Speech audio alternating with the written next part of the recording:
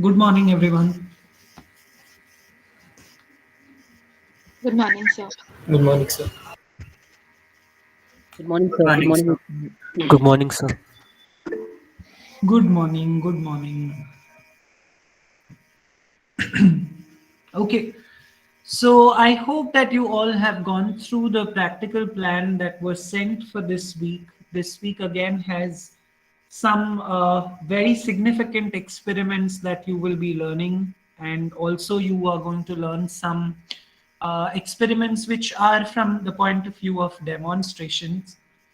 So today we will be learning one of paper 3 experiments, which I'm sure that the theoretical aspect of it you have covered in your theory in gene regulation unit. And we will be discussing about its experimental aspects today. Though it's a very, very significant experiment, let me tell you that the performing part of it is not very difficult. It's quite simple an experiment to perform, but it also adds on to your understanding of the theoretical concepts when it comes to operon. Okay, I think the crux of metabolic pathways in microorganisms has always been the concept of how the pathway is regulated, how the mechanism is kept under control, and operon by itself is a very, very beautiful concept. It's just that it takes some time to get the concept, but once you know it well, I think it's one of the most beautiful metabolic concepts that you will ever learn. And you're learning two such operons in your curriculum. One is lac and another is trip. Both of them are very unique from each other. And as far as the experimental aspect is concerned, we are focusing only on one of these, which is the lac operon. So today we will be discussing about an important experiment. Let me just cast my screen.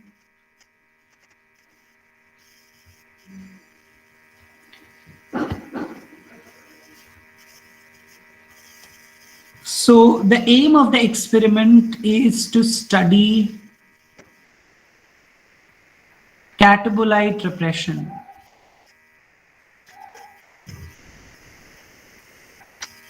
In other words, this experiment is also referred to as dioxic growth curve. No doubt, as the term suggests, growth curve over here, we are indeed going to perform a growth curve. You have done a growth curve in the past in your first year of bachelor's course, and something very similar we are going to perform today. But the aim with which we are doing it today is going to be slightly different. So I would want you to focus on that. We are going to discuss a lot of aspects. I will be touching on some points of lacoperon also. So I would request you that you note down whatever seems important to you. And if you have any questions at any given point of time, please feel free to stop me and we can discuss it. But before we get into that, as you have already done this in theory, I want you to tell me what is the concept of catabolite repression. Anyone? Unmute and speak. What is the concept of catabolite repression? What do you mean by it? Yes? Anyone?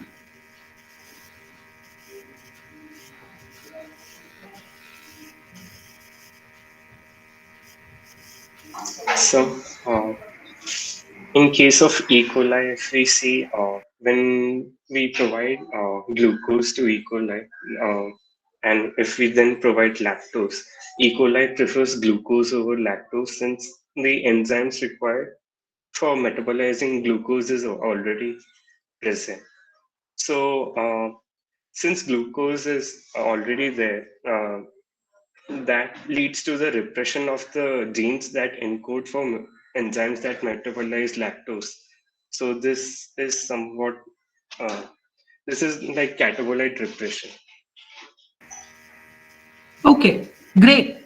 So what you need to understand is that when you talk about microorganisms, for that matter, any organism, okay, they have a preferred respiratory substrate. A very important terminology to remember. A preferred respiratory substrate is that chemical molecule which an organism prefers to break down catabolically. So if this particular compound is present, it is going to behave like a blinded organism. It's not going to look at anything else that is provided to it. Okay. Now, what makes any compound a preferred respiratory substrate? Obviously, whatever enzymes are needed, whatever components are needed, whether they are cofactors, whether they are coenzymes, whether they are enzymes, whether they are transporter proteins, whatever is required for the catabolism of a specific compound, if that is available always, and if it is available in abundance, an organism would say that why should I waste energy in breaking something else down? Because to break that something else down, I will have to first prepare. Okay. So why not use something for which I have everything ready? It's just like a cooking process. If you see, if a person who regularly cooks and also goes to job would prefer that on a working day, let us prepare something for which I have everything ready at home rather than doing something from the scratch, because you need to spend much more energy on that, maybe right from going to the market and getting all the ingredients, then doing some preliminary preparation and then going for the recipe. That's going to consume a lot of energy. So why not go for something which is already standardized, everything is there at home, and you just go for cooking that, right? Same thing happens with living organisms. So let's talk about this preferred respiratory substrate for all living organisms. It's glucose. Why is glucose the most preferred respiratory substrate? The reason for this is that glucose is that chemical which is found in abundance. So breaking it down is not going to be a difficult task, because all living organisms have been adapted in such a way that they have everything ready to break glucose down. So if you provide glucose and something else, how much ever energy rich that particular something else might be, the organisms will still prefer to break down glucose first. You remember when we discussed lipids in theory, I told you lipids gives us so much energy. One single fatty acid was giving us 100 plus ATPs. But still our body, plants, organisms, microorganisms, everyone prefers carbohydrates first. Or for that matter, glucose first. Why is it so? Because breaking them down is much more easier. Now within carbohydrates also, see, they have preference, because whatever is needed to break down glucose is all set and all ready. So why to look at something else when I have glucose? That's the funda. Now please understand that when you talk about organisms like E. coli, Escherichia coli, please understand that they can utilize both. It's not that they can utilize just glucose. Not at all true. Okay, they are going to utilize both. They will utilize glucose. They will utilize lactose as well. Yes, Anjana, do you have any query?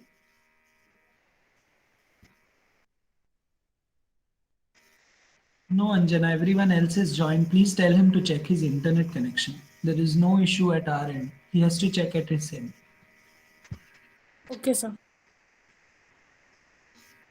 Okay, so when you talk about E. coli and you provide E. coli both glucose and lactose, you have to understand that the first thing that it's going to utilize is always going to be glucose.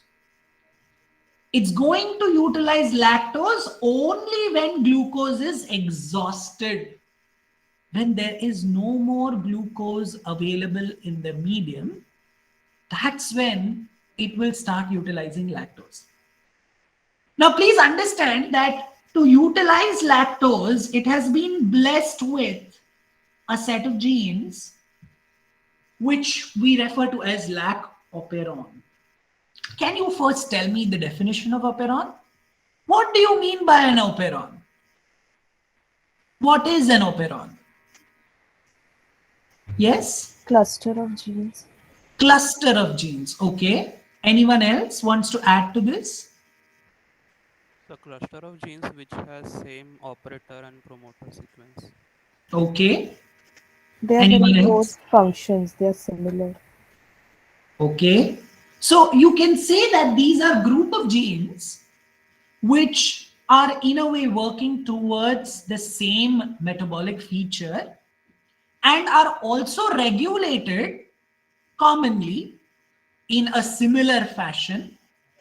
But I want you to understand that it is not at all necessary that in operon, the genes have to be in close proximity.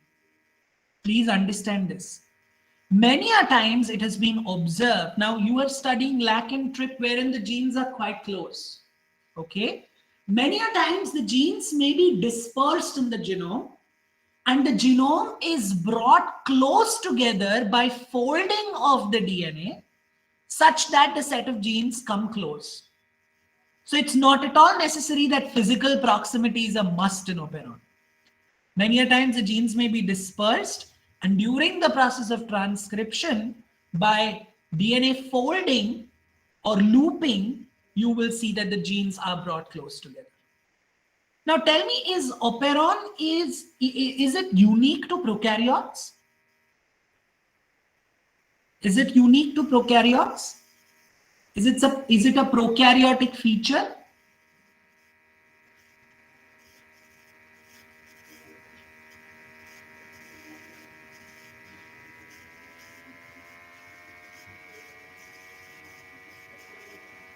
Hello. So it's in both, I guess. It's in Both both. eukaryotes. Is it found in humans? Sir, in No. yeast it may be found. Yes. So please understand that operon-like clusters very recently have been reported even in yeast, because of which I cannot say that it is an exclusive prokaryotic concept. It's not like that anymore. Please remember this. Okay.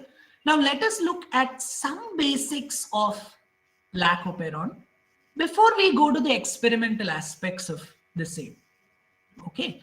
So whenever you have to look at lac operon, you need to understand its structure. So its structure looks something like this.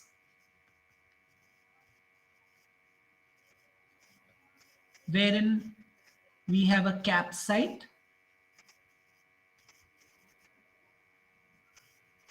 we have a promoter region, we have a operator region, and then we have the lac genes, lac Z, lac Y, and lac A. Okay, let us first understand what these things are. Okay, please understand that promoter is that site where RNA polymerase will bind. Okay, operator is that region where repressor will bind. Now, what is a repressor? A repressor is a protein component which, when binds to the operator, will stall the movement of RNA polymerase. See where RNA polymerase binds? Here. Transcription is going to take place in this direction. So RNA polymerase has to move in this direction. So if repressor is bound to the operator zone, do you think RNA polymerase can move ahead? No. It will stall the movement of RNA polymerase. It will not allow the RNA polymerase to move in that direction. So transcription will not take place. While your LAC-Z is responsible for encoding beta-galactosidase, which is responsible for splitting your lactose. Okay? LAC-Y is responsible for coding lactose permease. You've been learning about permease since your last semester in membrane transport and biochemistry. Do you remember that? You say that permease is that particular membrane protein which allows lactose to be taken inside the cell. What does LAC-A code for? Anyone? What does it code for?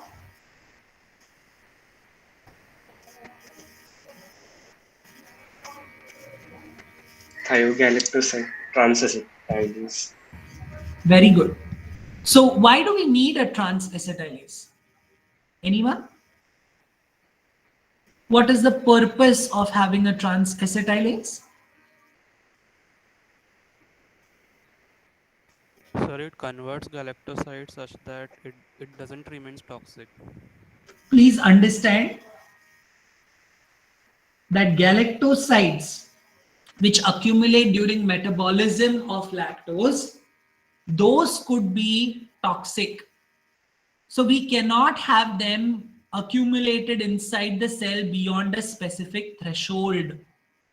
So to overcome this hurdle, lac operon itself has a solution. What is that solution?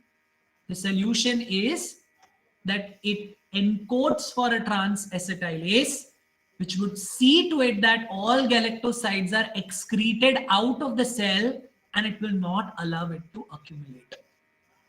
So these are the three genes that are there in your lac operon, which is going to be produced whenever lactose has to be metabolized. Okay. Now for lactose to be metabolized, it is obvious that these three gene products will be needed. But please understand that lac operon is an inducible operon. Now what does it mean?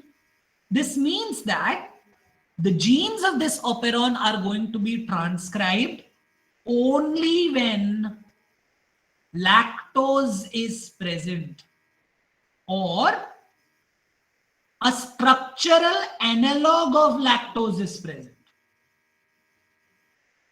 which acts as inducer, which will induce this operon to carry out transcription and to produce the gene products which are required for metabolism of lactose. Are you all understanding this concept? Everyone? Yes, sir. Yes, sir. Okay, ठीक है. अभी हम दोबारा से lac operon के structure पर आते हैं. यहां पर अब मैं शॉर्ट फॉर्म्स लिखूंगा, मैं फुल फॉर्म नहीं लिखने वाला. सबको ये शॉर्ट फॉर्म समझ में आया है? P stands for promoter, O stands for operator, LAC-Z, LAC-Y, LAC-A. ठीक है? Now please understand, if E. coli is going to be provided with glucose, it will not look at anything else, not even lactose. Even though it has the ability to metabolize lactose, if glucose is present along with it, it's not going to look at even lactose. Okay? So under such circumstances, when glucose is going to be present, what is going to happen? Please understand that under such circumstances, it is not going to bring about the transcription. Okay, if glucose is present, you will see that there will be no transcription of this lac operon. So let us take different scenarios to understand this. Maybe we will take 4 or 5 scenarios. Let us speak about the first scenario, wherein only glucose is there.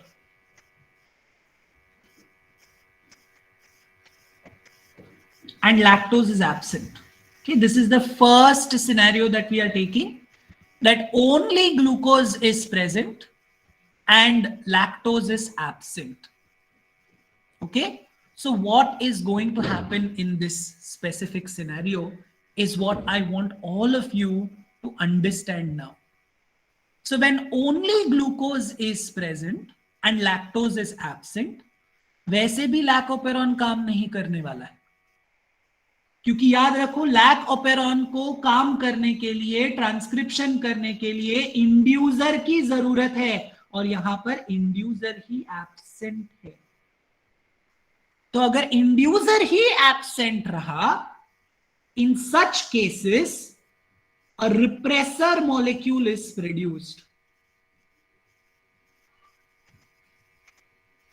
and that repressor attaches to the operator.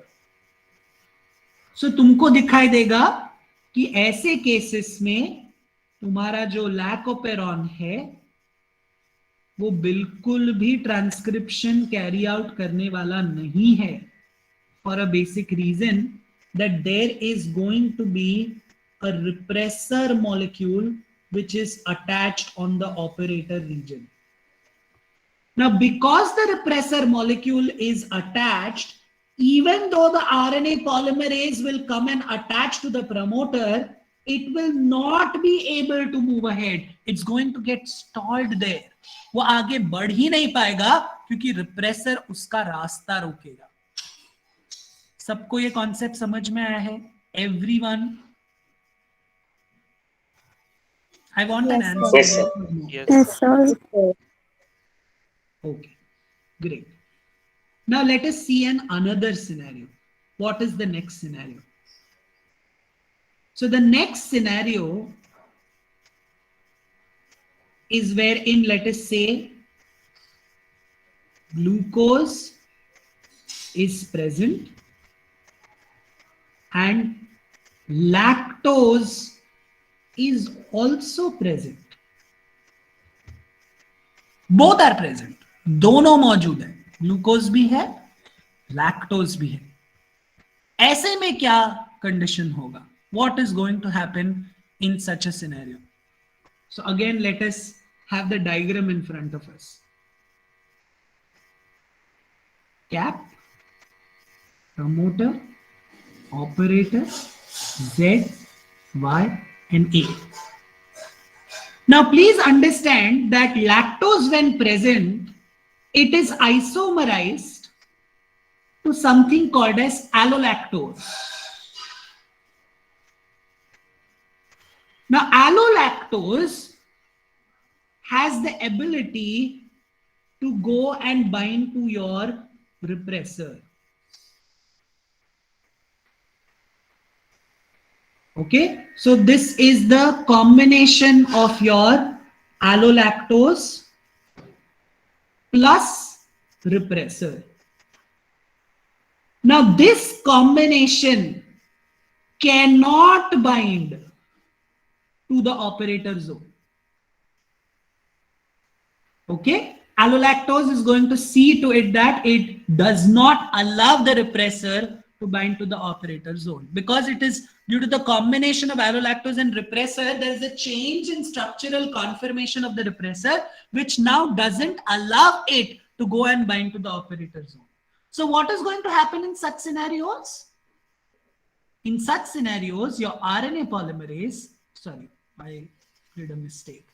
Your RNA polymerase, which is at the promoter region, is now free to move ahead. There is nothing to block its movement, so transcription can take place.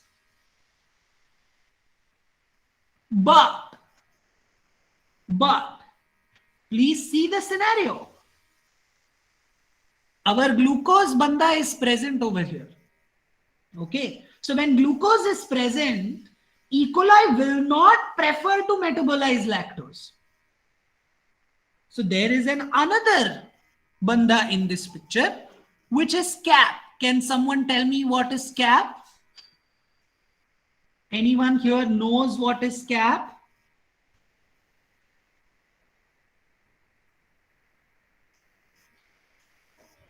What is it? जल्दी बोलो. Catabolite activator. Catabolite activator protein. Catabolite activator. Catabolite activator protein. Now catabolite activator protein का role क्या है? कोई बता सकता है? Anyone? Sir, it's basically an activator. So, जो lack operon रहेगा, it will help in upregulating and continuing the process. So catabolite activator protein is responsible for binding to the cap site. Binds to the cap site. Okay?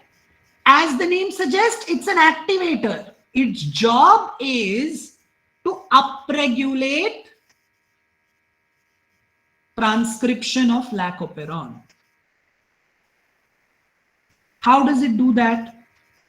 So please understand that when you have your cap protein binding at this site, it is basically like a landmark. It's a landmark for RNA polymerase to realize that, oh, this is the site where I should go and bind and carry out the transcription. So when cap protein is bound at the cap site, it's going to ensure that what should happen? RNA polymerase should come and bind to the promoter region and the transcription should be carried out. So it's like a landmark. RNA polymerase will see, oh, cap is bound here. I should go and bind here. This is the exact site where my binding has to take place. Are you understanding the concept? So that's how RNA polymerase will locate that this is where I have to go and bind, and transcription rate will increase. But now the problem is that cap cannot bind alone. Funny, right? For cap to bind, it needs a hunger signal. Who is that hunger signal? CAMP molecule. Okay. This hunger signal plus cap forms a complex. Okay. That complex, when binds at the cap site, that's when RNA polymerase can bind to the promoter region. तो जब ये complex cap site पर bind करेगा तभी RNA polymerase का binding affinity towards the promoter बढ़ेगा. अब please ये मत समझो कि आरएनए पॉलीमरेज कैप के बिना या कैप कॉम्प्लेक्स के बिना जाकर प्रमोटर पर बाइंड ही नहीं हो सकता है. So lack of cap plus CAMP will lower the chances of RNA polymerase binding to promoter region.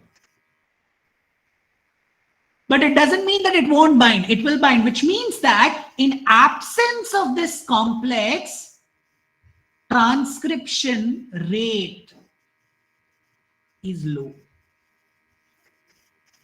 But when this complex is attached, when cap plus CAMP is attached,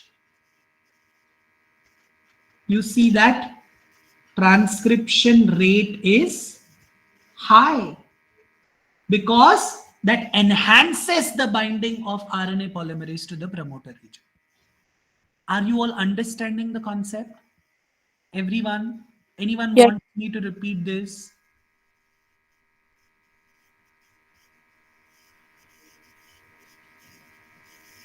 I am not getting answers from others. So understood. So what will happen in this scenario when glucose is present and lactose is also present? Please understand that repressor तो नहीं होगा क्योंकि alolactose के वजह से repressor का binding ability चला जाएगा. But क्या कैप यहां पर आकर बाइंड हो पाएगा? नहीं हो पाएगा. क्यों नहीं हो पाएगा? Because CAMP is produced. See, it's called as hunger signal. It indicates hunger, which means that glucose will be low or exhausted. That's when CAMP is produced. And you very well know that for cap to bind to its site, it needs CAMP. So in this scenario, do you think that cap will be able to bind? No, sir.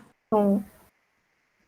So what is going to happen? What will be the transcription rate of the lac-operon genes? Low. Low. Low level of transcription.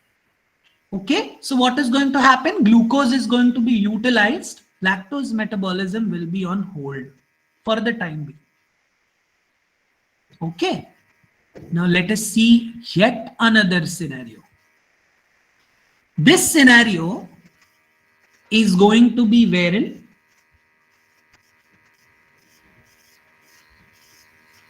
glucose is absent, lactose is present. Once again, let us make this. So you have cap, you have the promoter region, the operator region, the Z by A region. Okay, now glucose is absent, which basically means that CAMP will be high. Correct? Which means that cap plus CAMP complex will be formed, which will surely go and bind at this site. Okay? As lactose is present,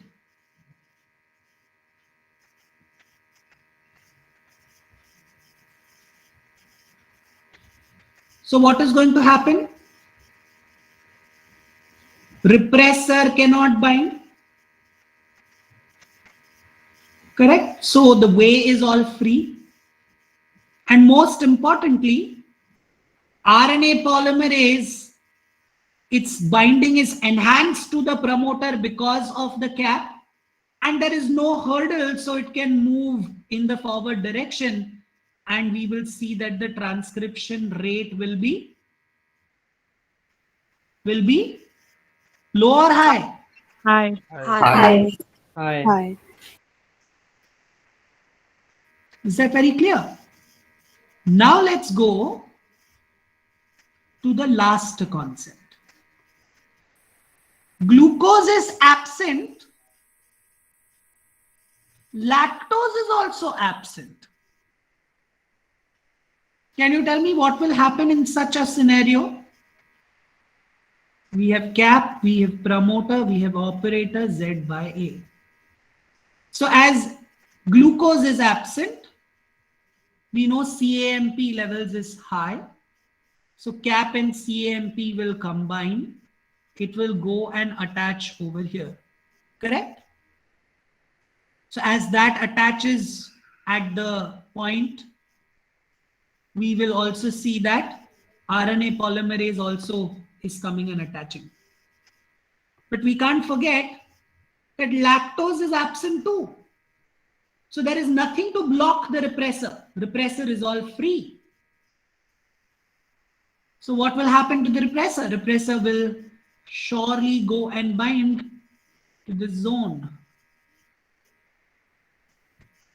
So unfortunately, operon is blocked, even though glucose is absent, but lactose is also absent. So there is no use of synthesizing the enzymes. So even though the catabolite repression is not there anymore, still the operon is not going to function because the inducer itself is absent over here. Is this very clear to all of you? Yes, sir. Everyone?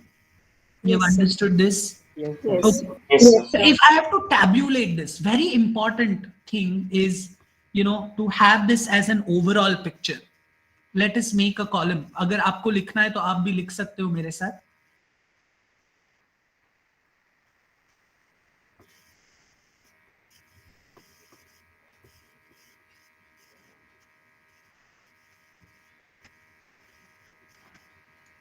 ये बहुत जरूरी है, जो आपको lac operon revise करने में हमेशा मदद करता है। इस तरीके का टेबल अगर आपने बना लिया ना, लैकोपेरॉन यूं याद रह जाएगा। अभी आप मुझे बताओगे, ठीक है, ग्लूकोज प्रेजेंट है, लैक्टोज एब्सेंट है, CAP बाइंडिंग होगा क्या? No. No. रिप्रेसर बाइंडिंग होगा? Yes. Yes. क्योंकि लैक्टोज नहीं है। और ट्रांसक्रिप्शन होगा या नहीं होगा? No. No transcription, right. Next scenario, glucose भी प्रेजेंट है, लैक्टोज भी प्रेजेंट है, CAP बाइंडिंग होगा क्या? No. Repressor binding? No. What will be the level of transcription? Low Will level. transcription take place?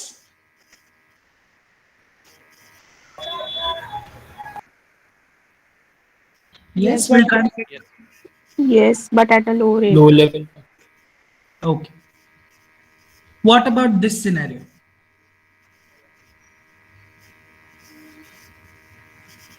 Will binding take place? CAP? Yes. Yes. Repressor binding? Yes. No. And transcription? No. No. What about this case?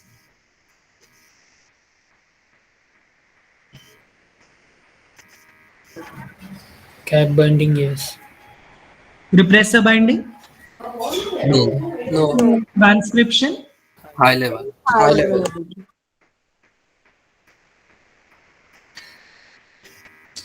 All of you have understood the concept now? Yes, sir. Yes. Yes.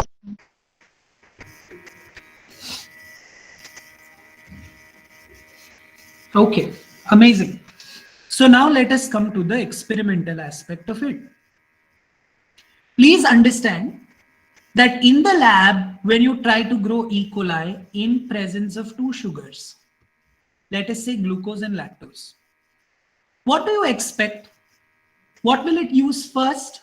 No doubt glucose. But once glucose is exhausted, what will it use? Doctor. Lactose. Very good. ठीक है. I'm sure that you all remember your basics of growth curve from F5. Do you remember that in growth curve, you used to plot a graph, right? The graph used to be in with respect to time versus log value of cell density, right? And you used to get a graph something like this, correct? Can you tell me what each of these faces are? What is A, what is B, and what is C?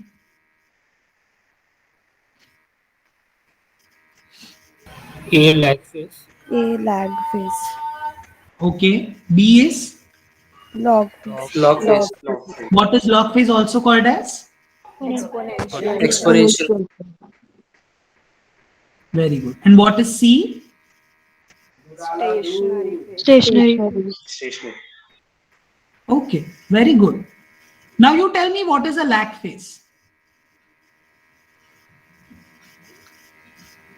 What is a lag phase? मुझे नहीं आता, तुमको ही बताना पड़ेगा, मुझे कुछ नहीं आता.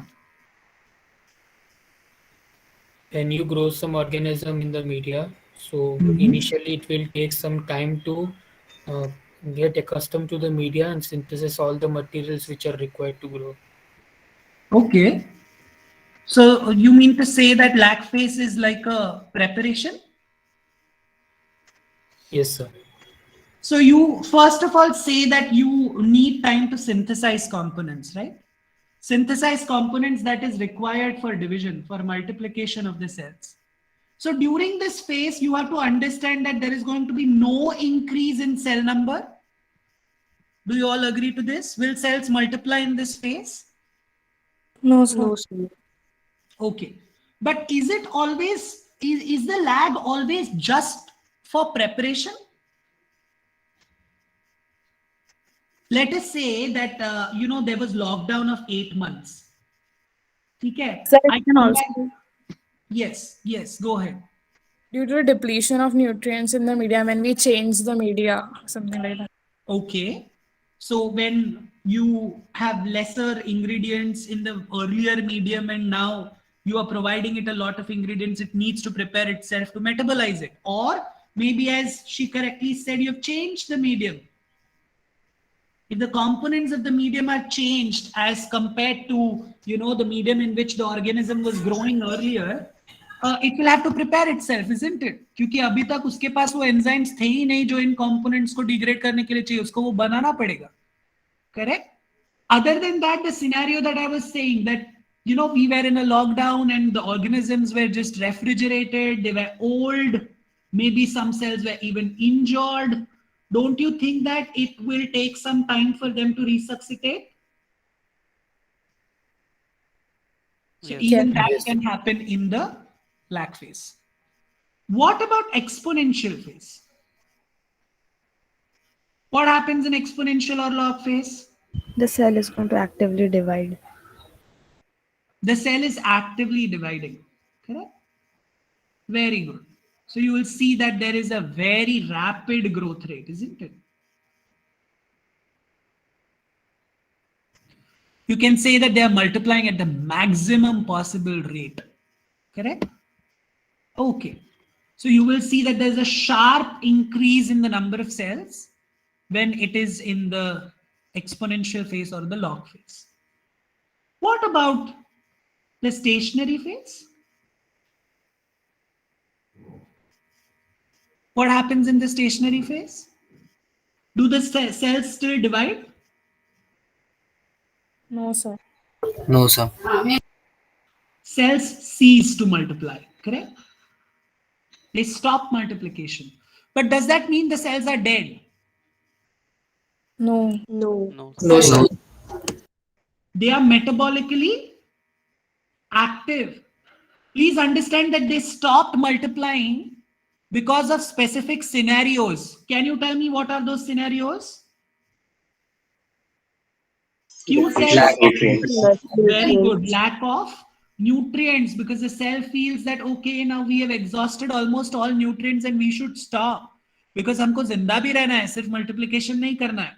तो जिंदा रहने के लिए भी एनर्जी चाहिए, और एनर्जी चाहिए तो we will have to now conserve on the nutrients that we have, otherwise we will have nothing to survive. And that is the reason why they are going to stop their multiplication process, but they're still metabolically active. What other conditions do you think leads the cells to go to the stationary phase? Sir, accumulation of toxins. Accumulation of waste products, which could be toxic. So all metabolites that have been produced, like say acids or alcohol during their metabolism, if its concentration crosses a threshold value, do you think that the cells will be able to survive? Obviously not. They will say that it's enough now, we need to stop. What else? You're missing something very important. Come again, I couldn't hear you. Competition between cells. That may not be necessarily a reason for stationary phase. Sir, quorum sensing maybe. Very good. Reaching a critical population or sensing the quorum. Quorum itself means how many of the Jagbhai are around us. So microorganisms will see hum jaise kitne agal bagal mein. This happens via chemical molecules, which we call as, what do we call them? Quorum. Quorum sensing signals. Do you remember we have discussed acyl HSL, homoserine lactone? That's a quorum sensing signal. So how much of HSL is there around them gives them an idea how many cells are around them. So they get to know that कितना populated है surrounding और कितना nutrient लगने वाला है. अगर population बहुत ज़्यादा है और nutrient कम पड़ने वाला है, तो it is better that we stop multiplication. Then सबसे important चीज जो तुम भूल रहे हो, especially if it is an aerobic organism, it's going to be availability of oxygen. Correct? So oxygen is very must for obligate aerobes to survive. So if they don't get enough oxygen, if oxygen is depleted, then it's going to be difficult for them to survive. So they will stop the multiplication process and they will remain stagnated in number. What happens after stationary phase? Death phase. Senescence or death phase. So stationary phase is going to be followed by death phase. Correct? What happens in death phase? All cells die together. Do you remember in FI I have taught you one term?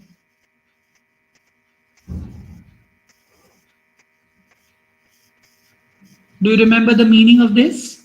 Anyone? Yes, sir. So Some of the some of the cells they kill themselves so they could provide nutrients to the other population. very good. So altruistic behavior is wherein from the population of cells, few cells will kill themselves. Why will they kill themselves? It's like a suicide. Why do they commit suicide? Because they will think that once we die, our components will act as nutrients to others.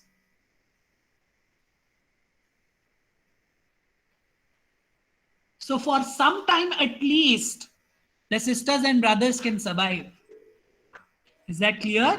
That's the reason why they will show altruistic behavior. But please understand that this cannot continue forever. At some point, it will become very difficult for the cells to survive if they do not get more nutrients. If the condition doesn't improve, then they don't have an option.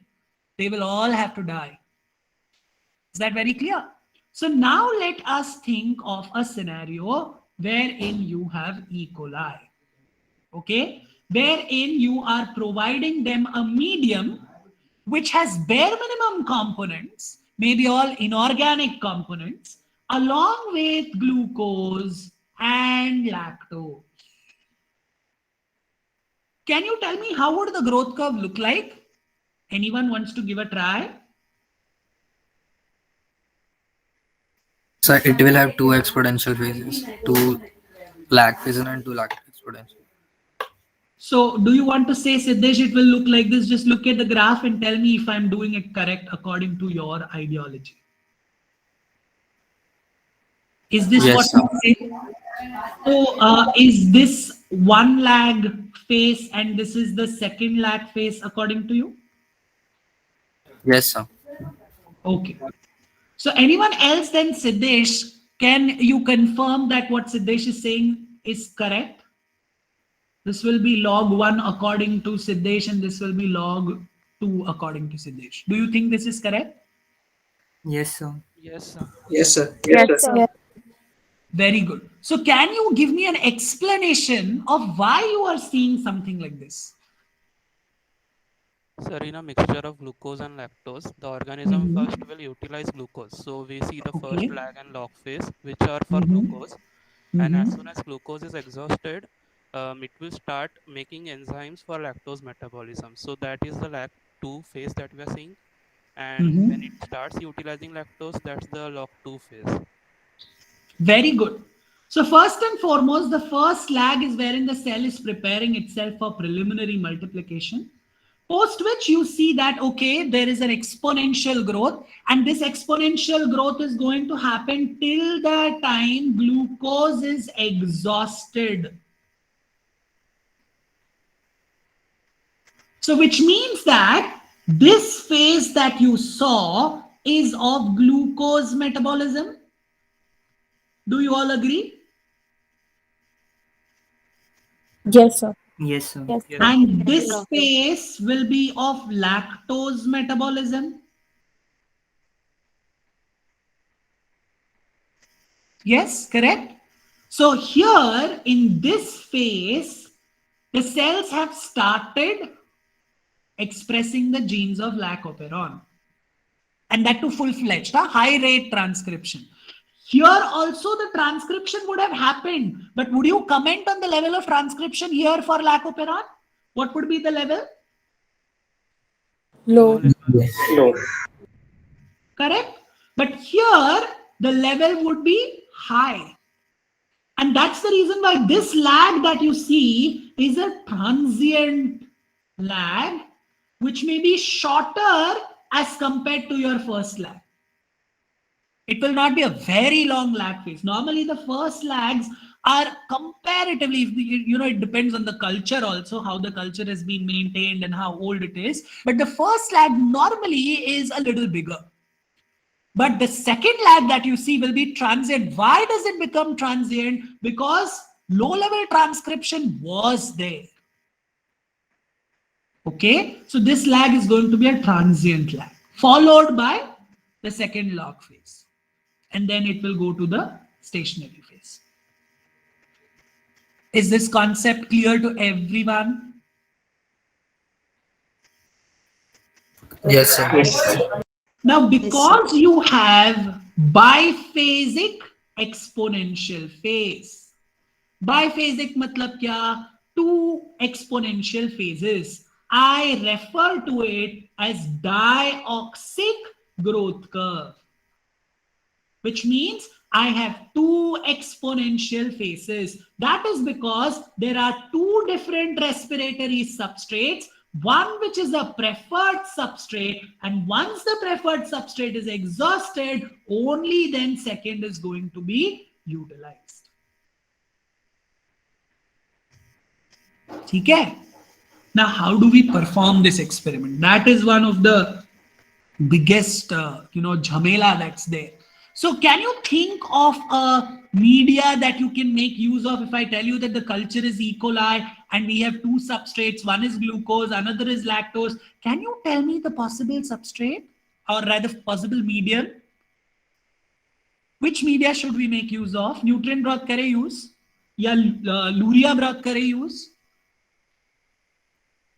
With glucose and lactose in it? Give it a thought, anyone, and let me know your answers.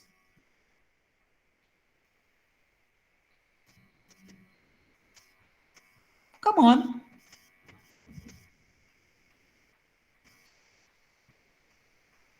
Are you there? So maybe luria broth with some percent, like 5% glucose, 5% lactose added. Okay, luria broth, and Akshay has told us, according to Akshay, he's saying that we need 5% glucose and 5% of lactose. Anyone else wants to suggest?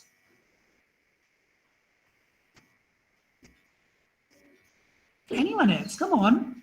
It's okay. We are all experimenting over here. So it's fine. Give it a thought.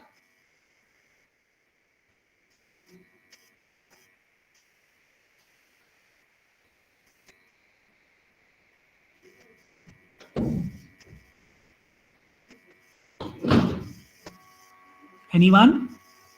No one else?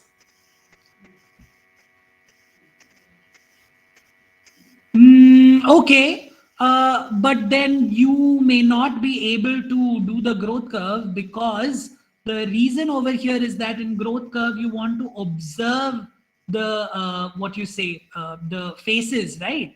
And density में फर्क नहीं आएगा क्या कि अगर आप एक media में से कल्चर उठा के दूसरे मीडिया में शिफ्ट करोगे तो फिर डेंसिटी चेंज हो जाएगा ना, फिर डेंसिटी के बेसिस पे आप ग्राफ प्लॉट कर पाओगे क्या? अगर आप ऑब्जर्वेंस ले रहे हो ग्रोथ कर्व प्लॉट करने के लिए, तो अगर एक मीडिया में से दूसरे मीडिया में मैंने ट्रांसफर कर दिया तो चलेगा क्या? Is the question. समझ रहा है करण? सी, अगर तू ग्लूकोज वाले मीडिया में उसको ग्रो करेगा और समझ ग्लूकोज में तुझे 0.4 ओडी तक ग्रोथ आया, उसमें से तूने सिर्फ 1 ml ट्रांसफर किया, अभी लैक्टोज में जो ओडी होगा वो काफी कम हो जाएगा ना, तो मुझे कंटिन्यूअस ग्राफ प्लॉट करने मिलेगा क्या? नहीं मिलेगा. ठीक है, गुड क्वेश्चन दो. Akhil says skim milk agar. Akhil, you want to justify anything? Sahil is saying McConkey is with indicator and glucose. First of all, agar ये word use मत करो, हाँ, क्योंकि हम growth curve कर रहे हैं कि नहीं, तो यहाँ पे हम normally broth करेंगे अगर हम optical density measure करना है तो, ठीक है? तो skim milk broth या McConkey's broth with glucose and without indicator, ये suggestion आया है from Akhil and Sahil. Anyone else?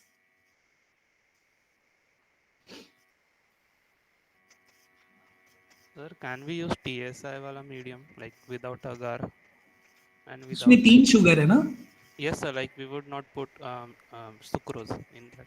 Okay, so Raj says that let's go for TSI wala agar, but we will make a broth, right, Raj, of that? And we would not have the third sugar. Yes, sir. And maybe without the indicator also. You all should give a thought. Very good, Ishan. Excellent. We cannot have any organic components. You are using E. coli, which is a Howrat and Besharam organism, knows to grow with anything and everything. Don't you think that peptone, tryptone, or casein hydrolysate and whatever you provided, it will not just use it as a nitrogenous source once glucose is exhausted. It can use any of these components as its carbon source. Don't you think so? So you need to ensure that glucose and lactose are the sole carbon sources, isn't it? So you need a minimal medium, isn't it? You need a minimal medium, and that minimal medium should have only glucose and lactose as sole carbon sources. Are you all understanding the reason of why we are going for minimal medium, students? Everyone? Yes, sir. Yes, sir. Yes, sir. So the minimal medium that we will use is M9 minimal medium. M9 medium, there are multiple ways of making it with different components, even in molecular biology, to grow E. coli for several, MolBio experiments. M9 is very commonly used. Okay, so let us see what components are we going to add in our M9 medium. So first of all, you will have to make 5 solutions. Okay, solution 1 will have trace metal solution, which is 2 ml, and plus 0.2 grams of ammonium chloride, which is dissolved in 175 ml of distilled water. This is my solution 1.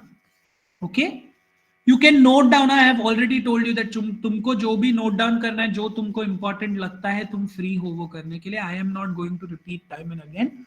Now, what is trace element solution? So to make trace metal solution or trace element solution, please remember that to 100 ml of distilled water, you are going to add 0.6 grams of FeSO4 7H2O, 0.6 grams of CaCl2 2H2O, 0.12 grams of MnCl2 4H2O, 0.08 grams of CoCl2 6H2O, 0.07 grams of ZnSO4 7H2O, 0.03 grams of CuCl2 2H2O, 2 milligrams of H3BO4, 0.025 grams of ammonium molybdate,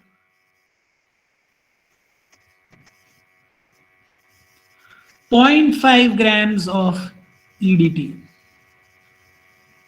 So these all salts I will have to either, if weighing is possible, then you weigh and add. If not, then you will have to make a stock in.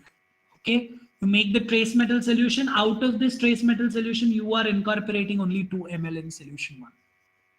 Okay, so these are all my trace metals which I am going to include, which may be necessary. Normally, what happens is that in our organic component medium, whatever we use, peptone or yeast extract or meat extract, they normally have these components. So you necessarily may not add them all over again.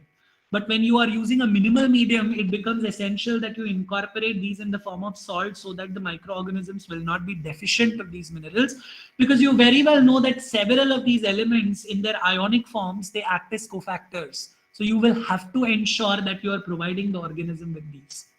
Okay? So that's solution 1. Let's see what is solution 2. So solution 2 is a buffer solution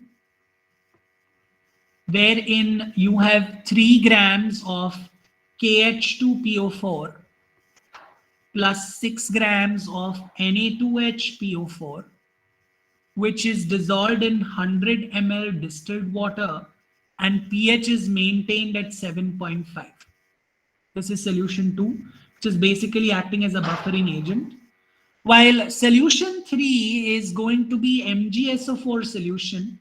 MgSO4 normally will not be, they could have mixed it in the trace element solution, but you will not do that because calcium and magnesium normally when combined, they end up precipitating. That's the reason why you make a separate solution of the same, wherein 0.493 grams of MgSO4 is going to be dissolved in 10 ml of distilled water. So that's your solution 3. Okay. Then comes solution 4. Solution 4 is glucose solution. So what you basically do is you dissolve 3.6 grams of glucose in 20 ml of distilled water. That is going to give you your glucose solution. While solution 5 is going to be lactose solution, wherein you made 6.8 grams of lactose, you dissolve it in 20 ml of distilled water. Okay, so these are all your different solutions that you have made. Now to make the M9 medium, what you have to do is you will dissolve, or rather you will mix 177 ml of solution 1 plus 20 ml of buffer solution plus 1 ml of solution 3. Normally, all 5 solutions are autoclaved first, separately. Okay, all 5 solutions are autoclaved separately, and after separate autoclaving, you can do this mixing. Okay, so this gives you your, M9 medium, wherein you have solution 1, 2, and 3 mixed. Okay, post which what you are going to do is you are going to take 100 ml of this M9 that you have made, and to this 100 ml you add 0.5 ml of glucose and 5 ml of lactose. So you can very well see here the preliminary amount of glucose that you have provided is just to trigger the multiplication, the initial multiplication, and it will be exhausted soon. If you introduce a lot of glucose or equal amounts of glucose and lactose, there is a strong possibility that it will take a very long amount of time for it to come out of the first growth phase and then go for lactose utilization. So 0.5 ml of glucose and 5 ml of lactose is what normally has been optimized in the lab. So you mix 100 ml of your M9, 0.5 ml of glucose and 5 ml of lactose. Okay, and then to this media that now you have made, you are going to inoculate this medium with E. coli. Okay, which should have around OD of 0.1. Now please understand, ये जो E. coli आप inoculate कर रहे हो, जो भी suspension आप E. coli का inoculate कर रहे हो, ये nutrient agar या फिर even your luria agar इस सब पे से नहीं आना चाहिए. Can you tell me why? It can carry forward those trace remnants or nutrients. Very good. And most importantly, because they have been growing on these media, what happens is that they are so accustomed to high nutrient levels that all of a sudden bringing them down to minimal media, they go into shock. So normally we acclimatize the E. coli, the lab strain, to M9 agar or M9 medium, okay, containing just glucose. So what you can do is that for acclimatization, you can make M9 medium with glucose of higher concentration and gradually reduce the glucose concentration in enrichment process. So you make say 1% glucose ka M9, inoculate it with E. coli, grow E. coli well in it. Then you transfer E. coli from this medium to 0.5% of glucose M9. Okay, so you are acclimatizing the organism to grow in a minimal medium before you do the experimentation. If you directly transfer it, it will go in a state of shock and your experiment will not work. It will take a long period of time to show you the dioxic growth curve. Okay, so to avoid that, prior acclimatization of the culture in M9 containing glucose medium and reducing the glucose concentration gradually will become essential. And such acclimatized culture ka you have an optical density of 0.1 of the acclimatized strain, and then go ahead to perform your growth curve, where you inoculate it into your minimal medium of M9 containing glucose and lactose.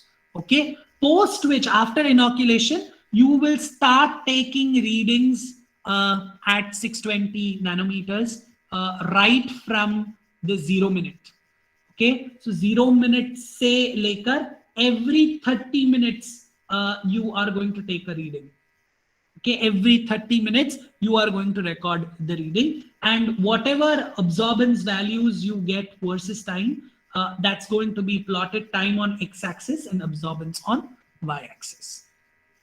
Is this aspect clear to all of you? All of you have understood how this experiment is performed? Yes, sir. Yes, sir. Yes. Yes, sir. तो मैं अभी आपको values दूं, चलेगा? Yes, sir. Yes, sir. ठीक है. So I am going to put it in terms of minutes. You can also write it in terms of minutes, time in minutes. So I'm going to give you values to plot the graph.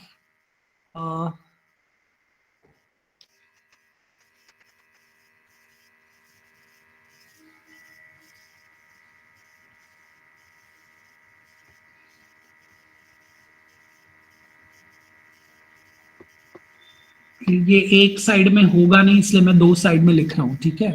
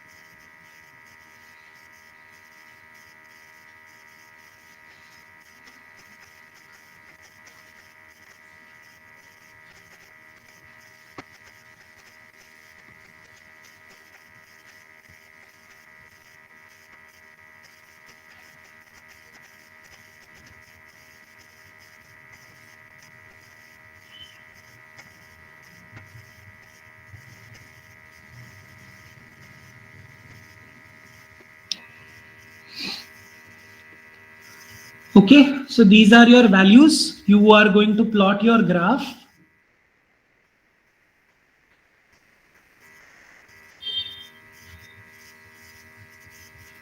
and you are going to uh, post your graph in the classroom. I will just make a section where you can post your graph.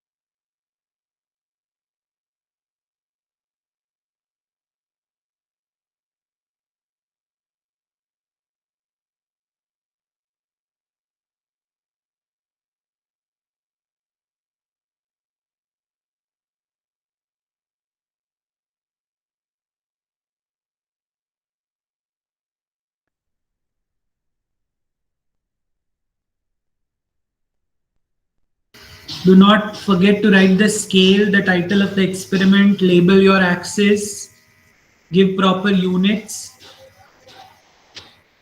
then scan your graph and upload it, okay?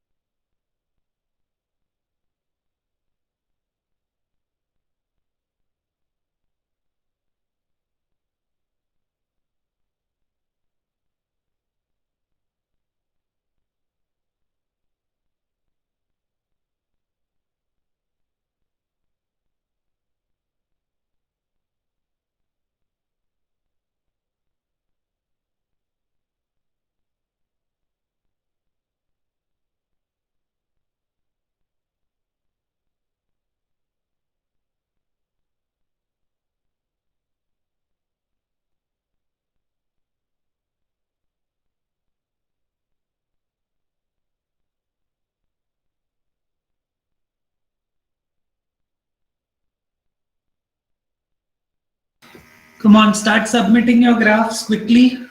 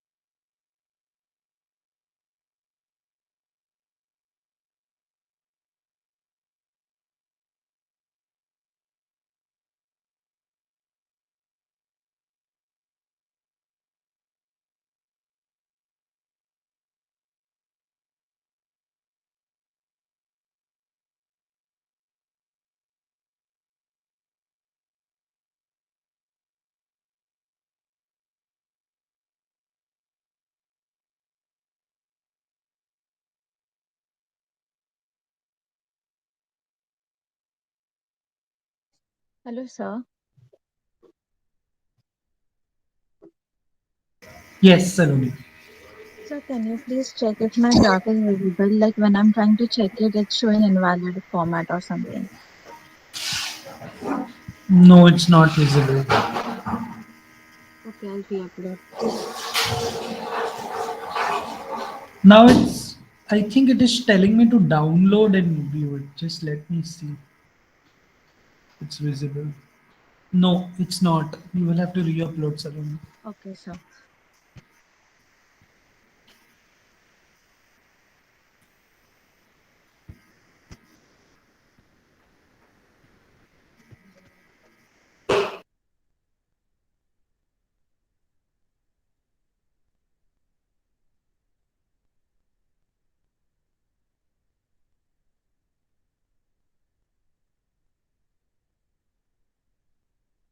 Come on, rest. Please upload. I can see 13 of you have uploaded as yet. Rest of you, speed up. We don't have time to do this forever. Come on, speed up.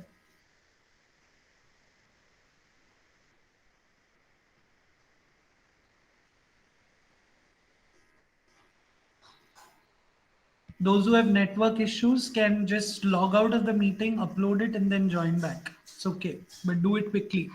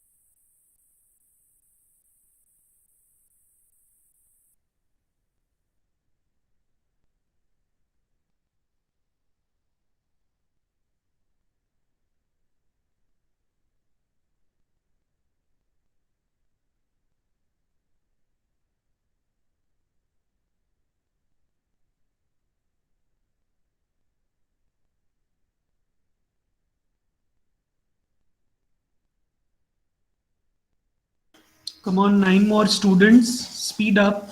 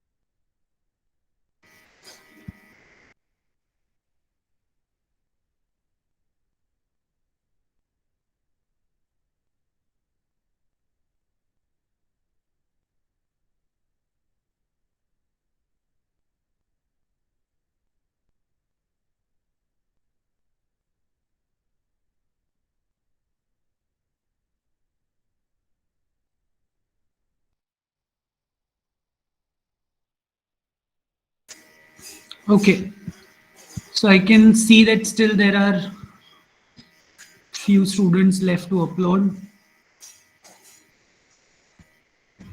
Please continue doing that. And you would have already seen that I have posted something on the classroom. It's a Google document called Journal Instructions. I am supposed to give you instructions for paper 2 and paper 3. So that document that I've posted right now, it will go on getting updated. Right now I can show you that it has paper 2 journal instructions for 6 experiments. And the classroom also mentions the deadline. Please see to it that you go on writing the experiments without waiting for when the deadline is. Whenever you get time, I will go on updating more and more experiments to this same document. So I will be instructing you what is expected, and the same thing is written also in the document. So you can go through it as and when time permits, and you can start your writing also simultaneously. Direct blood grouping is the first experiment that I have put up, wherein you can see a problem has been put up. You have to write an approach for the same. Always remember that when you write an approach, there has to be a problem related approach and a general approach. So please see to it that in the general approach, you involve information on blood groups, antigens on the cells in specific blood groups, and antibodies present. Basics of transfusion, principle of blood grouping. Transfusion ka basics isliye because it is related to the problem. Principle of direct blood grouping and how would you interpret it, so that there you will write about agglutination, what agglutination is. Then you write detailed list of requirements. You can stick photograph of what you had done in the lab. Also tabulate your observations. Write results and conclusion separately. When you write conclusion, please go back to the problem, refer to the problem, see what the problem says, and accordingly frame your interpretation. The second is reverse blood grouping, wherein again I have provided you a problem. Though your journal has it in the same experiment, I have provided you 2 separate problems to write. In approach, you will write what is reverse typing, what is serum, why serum is used over here. Again, the concept of blood groups, antigen and antibody should be mentioned. The principle of the technique has to be mentioned. How would you interpret? You have to write that. Write a detailed list of requirements, stick photograph in observation and tabulate your observation. Write the results and conclusion. For antigen preparation of ONH, I've again provided you with a problem. In approach, you will first write what is typhoid, what is S typhi, what is ONH antigen. Rapid diagnostic tools में ONH antigen का क्या significance है? Principle for preparation of antigen. Which chemicals you involve in this preparation process and what is the use of those chemicals? Why do you use those chemicals? Write a detailed list of requirements, and here I want you to write protocol in flowchart format. Observations, results, and conclusion. Then I have put up Vidal. So there is a problem for it. So I have put up both qualitative, quantitative aspect of it. So you will write what is typhoid, the causative agents of it, symptoms, complications, diagnostic methods available, rapid diagnosis methods available, principle for qualitative, quantitative Vidal, requirements you will write separately for both, addition table, observations, results, and conclusion. Okay. In the 5th experiment, which is demonstration of soluble antigen by precipitation reaction, I've given you a problem where you have to check if the 2 antigens prepared by rDNA technology in different production systems are similar or not. So you have to write a problem related approach. You have to write what immunoprecipitation is, what is lattice formation, what are different immunodiffusion assays, their types, how you can use these immunodiffusion assays for identity determination, working principle batao method ka. Diagrammatically show that how results would be if antigens are identical, partially identical, non-identical. So diagrammatically show that. Write requirements, observations may you can tabulate and stick your photo, whatever you had done, results and conclusion. Sixth experiment is of trust antigen kit. Again, a problem has been given. What is syphilis? You have to write that first. What are the different causative agents? Symptoms and complications, diagnostic methods, rapid diagnostic methods available, principle for both qualitative, quantitative method. You write requirements separately, make addition table, put image if you have, tabulate your observation, results and conclusion. So 6 experiments I have put up over here in this document. Can start writing, see to it that daily you are writing, journal for some amount of time. This is important from your exam point of view also. So please continue this exercise. It's going to help you for your preparation for your practical exam as well. I hope you all have seen that on the college website, they have put up all tentative dates of your examination for this term.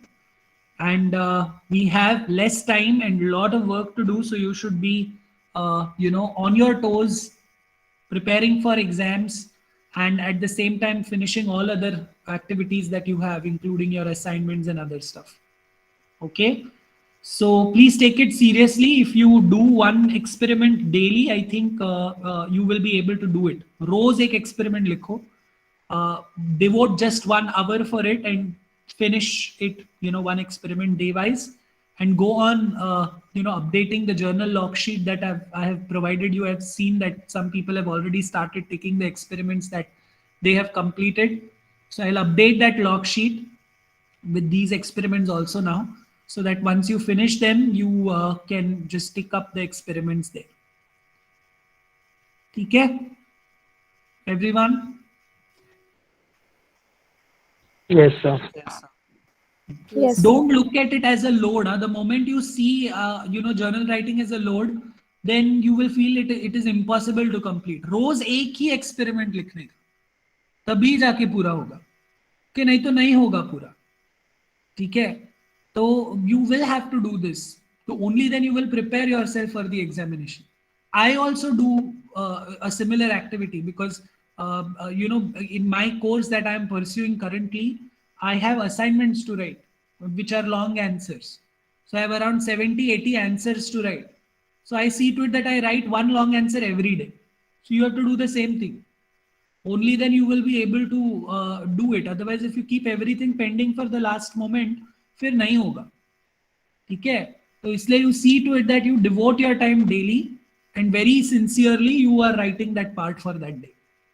ठीक है? So that is it for today. We are stopping here. Nitin sir, if I have missed out something, please do add. Or else we are stopping for today at this point, and we will be meeting tomorrow. And tomorrow you have your internal component also. So Nitin sir, would it be okay if they write their internal first tomorrow and then we do the experiments? Yes, I think that will be better. They are fresh and they can concentrate on the case. Yes. So 11 o'clock sharp, we will start with your writing part tomorrow. So see to it that you all are joining in at 10:57 at least. Okay, so that then there is no delay. Okay, so once you finish that, immediately after that, we will start with our experiment schedule for tomorrow. Okay? Okay, sir. Yes, sir. Yes, Yes, sir. sir. And sir, can I share a problem for a sterility testing with them? Yes, No? sure, sir, sure. You can. If you want, why don't you just add it to the document itself? You will be able to Yes, edit it, sir. So you can Yes, yes. add it there so that they can write it from there. Any which ways, I think now they've got accustomed to the process of writing. In case if you have any questions, students, you can contact any one of us at any point of time. Huh? That's completely fine. Okay, so I think that will work. Yeah. No Yes. need. Yes. Yeah. Yes, sir. Thank you. Okay. Okay then, everyone. Take care. Bye bye. Thank you, sir. Thank you, sir. Thank you, sir.